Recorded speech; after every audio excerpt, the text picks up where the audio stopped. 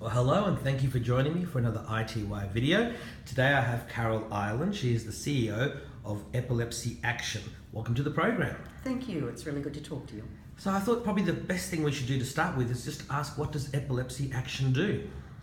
Well, we're Australia's largest support and education organisation for people with epilepsy and their families.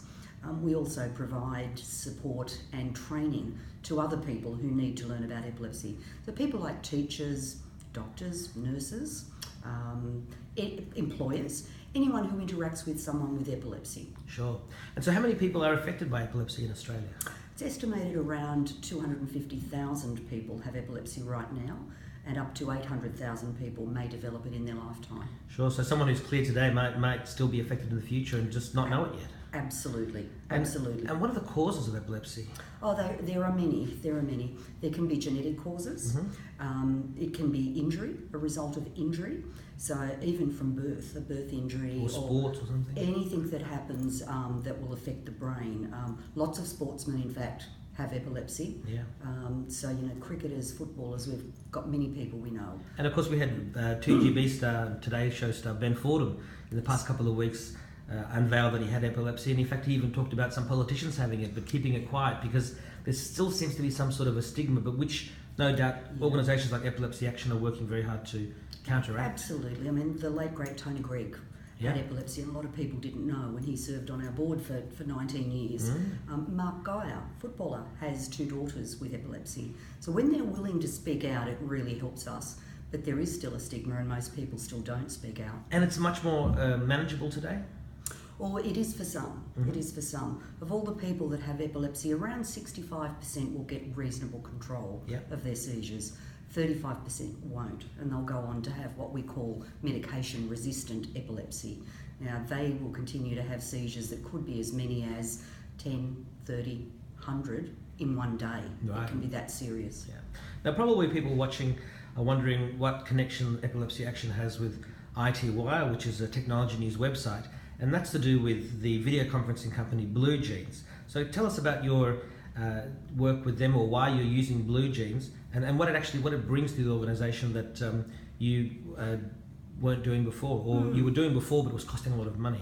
Well, until a couple of years ago, our way of delivering services around the country was to have epilepsy nurses, epilepsy nurse educators, outposted in various locations. Which would have been quite expensive. And at best, we could only have, probably 1, maybe 2 nurses in a particular state, and usually in the capital city. Yeah. So, we were saying, yes, we're providing a national service. It certainly wasn't equitable. If you're outside the capital city, you'd get a phone call, or you'd wait many, many, many months for a visit.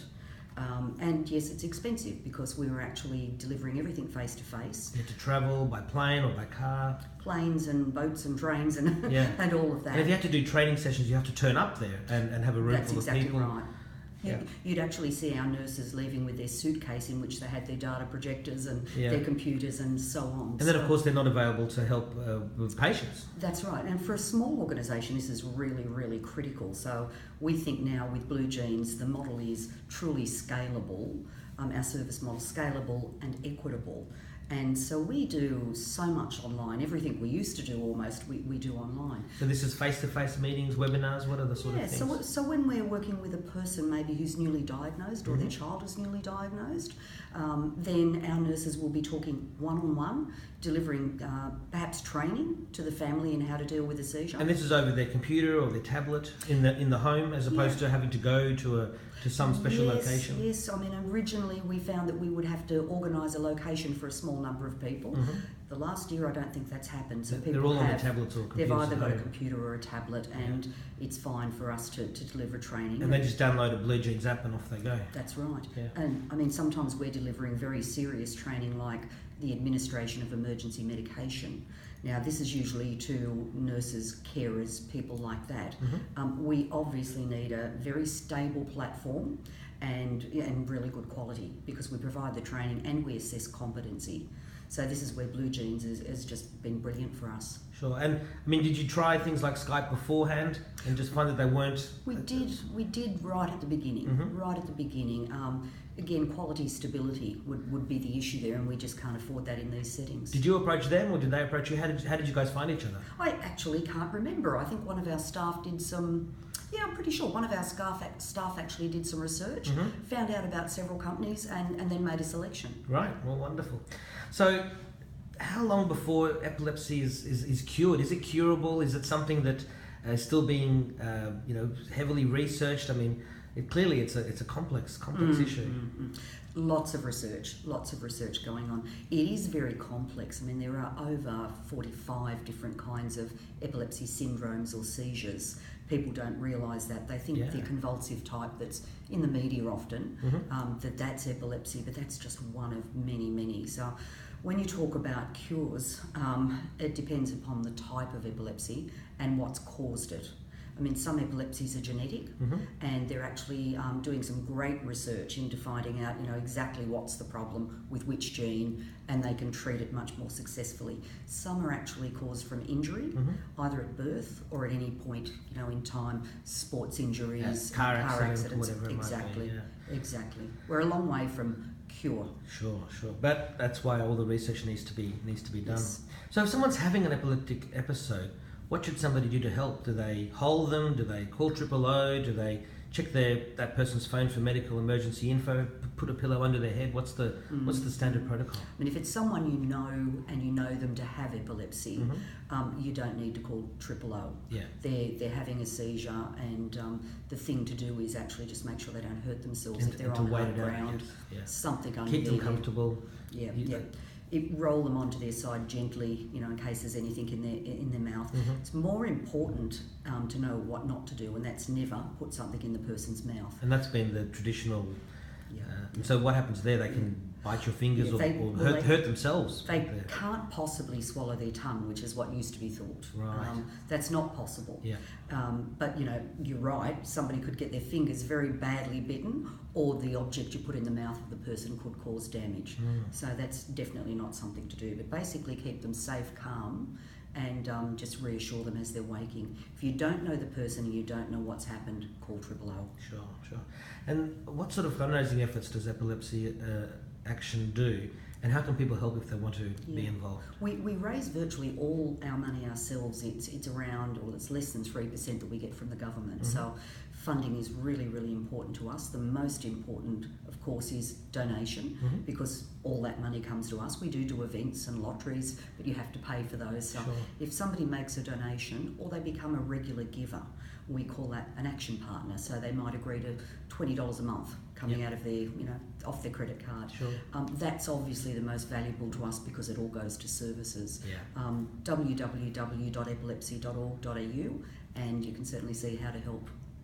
And clearly with Blue Jeans helping to cut down on all the travel expenses and not having to pay for, rent in all these different areas in capital cities where you would have had people staffed before, that's also helped to put more money back into research and helping the company organisation to run.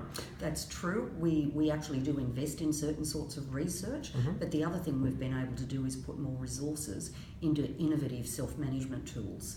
So tools online that can actually help the person to manage their own epilepsy. And I understand the website actually won an award at the ANZIA Internet Awards. It did. Highly commended, or second, runner-up if you like.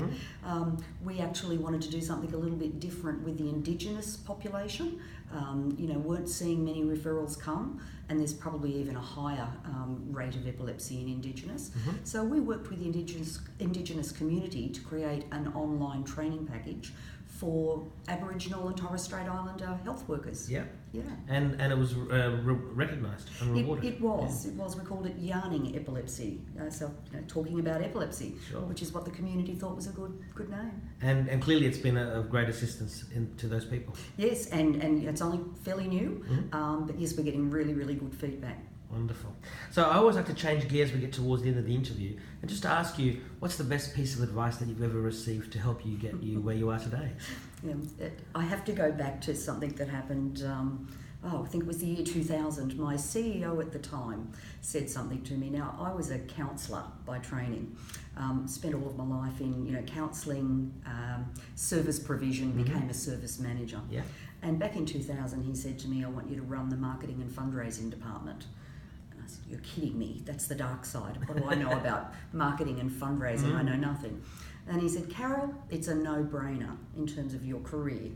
If you don't get out of your comfort zone and prove you can do something else, you'll always be in service. And which isn't a bad thing, but I wouldn't be a CEO today if I hadn't actually taken that challenge. Yeah, so it was good advice and it was a game changer for you. It certainly was. It certainly was. I had no idea I'd be taking the path that I took. So do you have any final messages for iTWire viewers and readers, for current and future users of Blue Jeans, and for members and the people of Epilepsy Action Australia? Yeah, I just come back to what I was saying about scalability of whatever you're doing, not having to travel and be physically somewhere else. Equity. It's like a multiplier, of your resources. Yeah. Exactly. Equity, being able to do the same thing for whichever audience you're dealing with. It's just been absolutely brilliant for us, and we use it internally, staff meetings, and we use it externally. It's been a real remodelling exercise for us. So it's at the heart of the organisation. Wonderful. Well, thank you very much for your time and best of luck for the future. Thank you very much. Appreciate it.